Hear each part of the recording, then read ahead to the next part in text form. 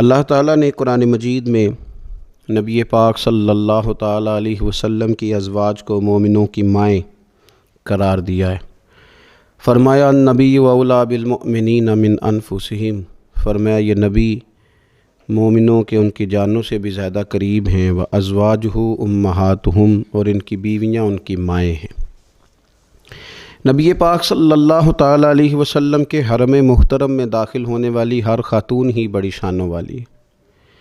وہ پاک باز اور بلند بخت خواتین جنہیں حضور سید عالم صلی اللہ تعالیٰ علیہ وسلم کی خدمت عالی مرتبت میں حاضری کا شرف ملا، وہ جو حضور کی ازواج مطہرات ہیں، اللہ تعالیٰ نے انہیں بڑے ہی درجات عطا فرمائے۔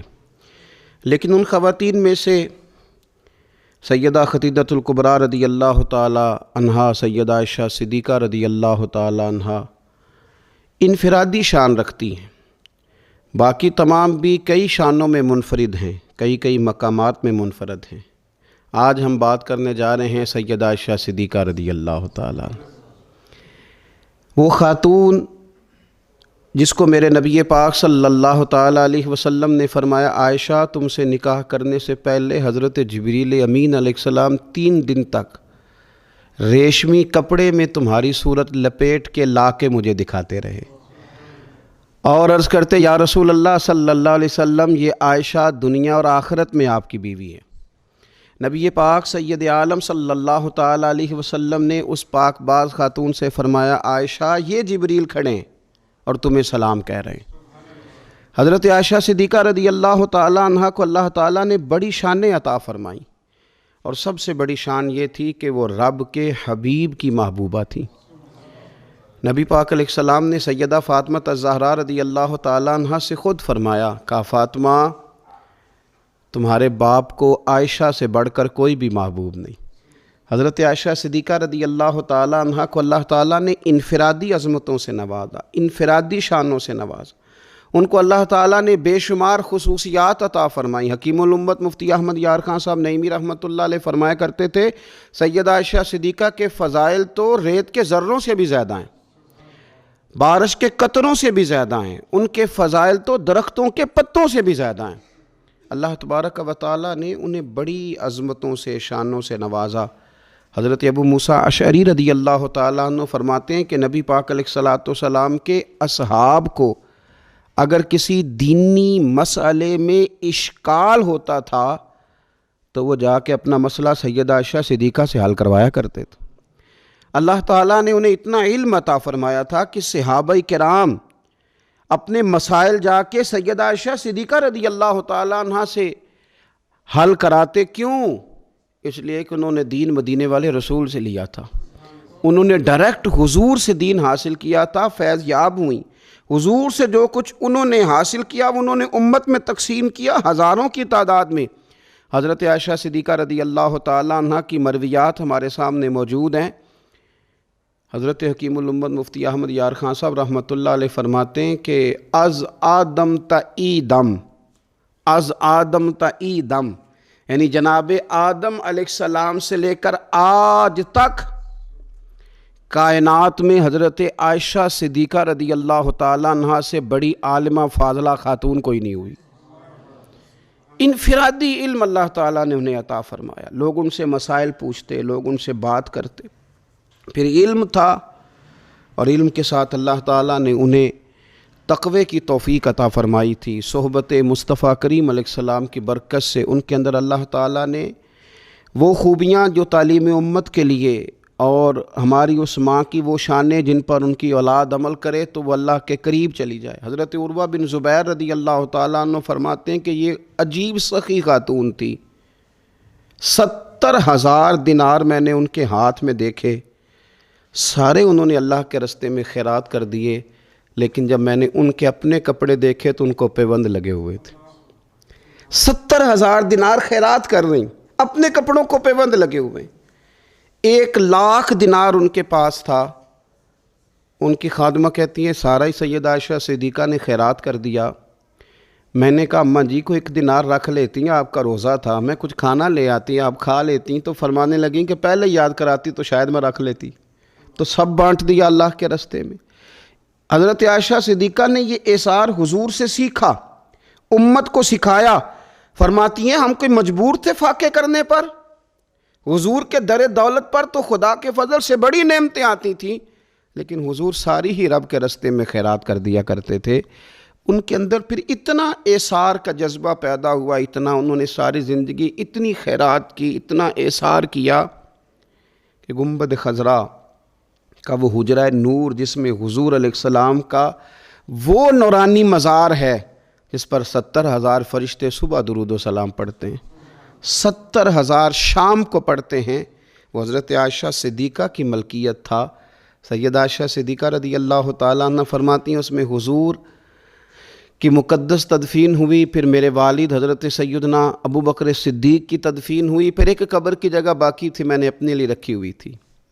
لیکن قربانی کا جذبہ ایسا تھا، اثار کا جذبہ ایسا تھا کہ جناب عمر کو زخم لگا، انہوں نے اپنے بیٹے کو بھیج کے کہا کہ اماں جی سے پوچھو میرا بھی دل کرتا ہے کہ میں حضور کے قدموں میں سیدنا صدیق اکبر کے پہلو میں لیٹ جاؤں۔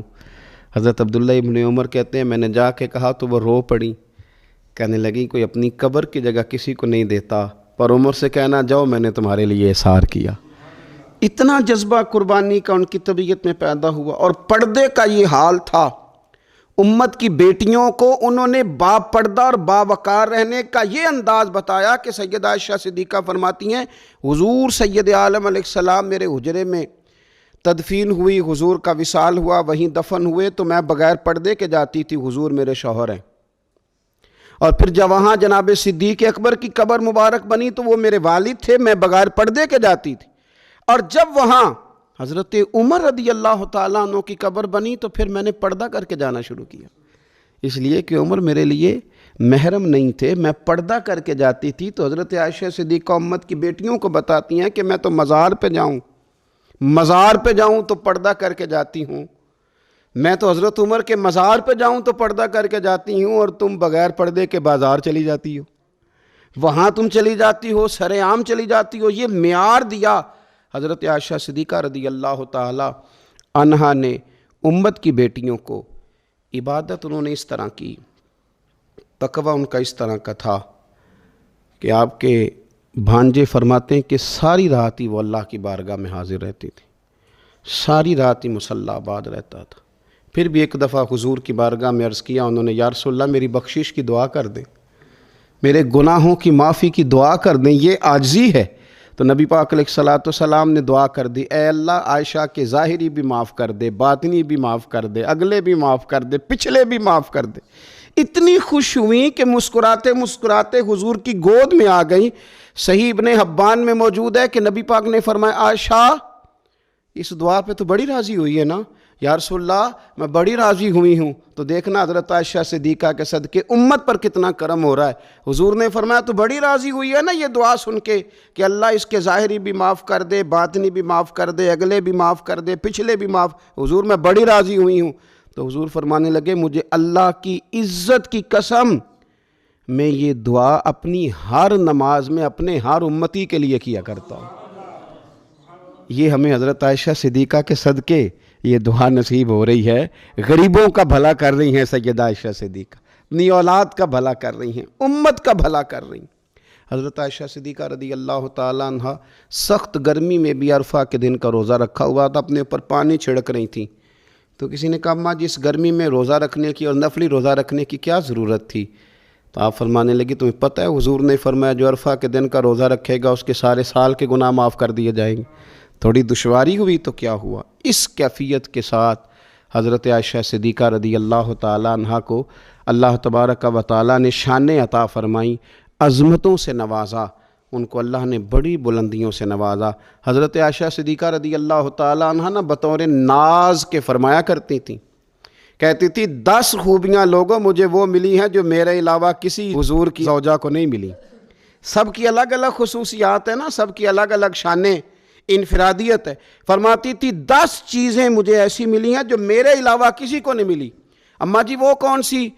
تو فرمانے لگی میرے علاوہ حضور نے کسی کنواری عورت سے نکاح نہیں کیا۔ پھر فرمانے لگی میرے علاوہ حضور کی کوئی بیوی ایسی نہیں، کوئی اہلیہ ایسی نہیں جس کا باپ بھی مہاجر ہو، جس کی ماں بھی مہاجر ہو۔ اور پھر فرمانے لگی لوگوں اللہ تبارک و تعالیٰ کا کرم دیکھو، رب کریم نے میری برات اور میری پاک دامنی کا اعلان عرش سے جاری فرمایا ہے۔ عرش سے حضرت عائشہ صدیقہ کے بارے میں 18 آیتیں سورہ نور کی نازل ہوئی۔ پھر سیدہ عائشہ صدیقہ رضی اللہ تعالیٰ عنہ فرمانے لگی، میں ہی وہ خاتون ہوں کہ نکاح سے پہلی ریشمی کپڑے میں لپیٹ کے حضرت جبریل میری صورت لا کے حضور کو دکھایا کرتے۔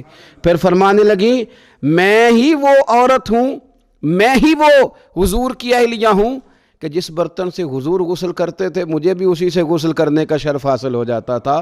پھر فرماتی ہیں، لوگوں یاد رکھو میں ہی نبی پاک صلی اللہ تعالیٰ علیہ وسلم کی وہ بیوی ہوں کہ میں حضور کے سامنے سوئی رہتی تھی، حضور تہجد کی نماز پڑھتے رہتے تھے، گویا جو انوار و تجلیات تہجد کے وقت وہاں نازل ہوتے تھے مجھے بھی اس میں سے خیرات ملا کرتی تھی۔ حضرت عائشہ صدیقہ رضی اللہ تعالیٰ عنہ فرماتی ہیں، یہ میرا ہی مقام ہے کہ حضور میرے بستر میں ہوتے تھے اور حضور پر وحی نازل ہو جایا کرتی تھی۔ پھر ارشاد فرماتی ہیں کہ نبی پاک صلی اللہ تعالیٰ علیہ وسلم نے مجھے ہی وہ مقام دیا کہ حضور کا نورانی وجود میری گود میں تھا جب نبی پاک نے وصال فرمایا۔ فرمانے لگی، میں ہی وہ خوش نصیب ہوں کہ میری باری تھی جب میرے نبی پاک کا وصال ہوا۔ اور 10ویں نمبر پہ فرمانے لگی، لوگوں میں ہی وہ خوش قسمت ہوں کہ جس کے حجرے میں رسول پاک علیہ السلام کو دفن کیا گیا۔ قیامت تک جس پر لوگ سلام بھیجیں گے، جسے گنبد خضرا کہا جاتا ہے، یہ وہی مقام ہے جو حجرہ عائشہ صدیقہ کہلایا کرتا تھا۔ اللہ تو سیدہ عائشہ صدیقہ کے صدقے ماؤں پہ فضل فرما، بہنوں کے نصیبے اچھے فرما، اور بیٹیوں کو برکتیں عطا فرما۔ آخر دعوایا ان الحمدللہ رب العالمین۔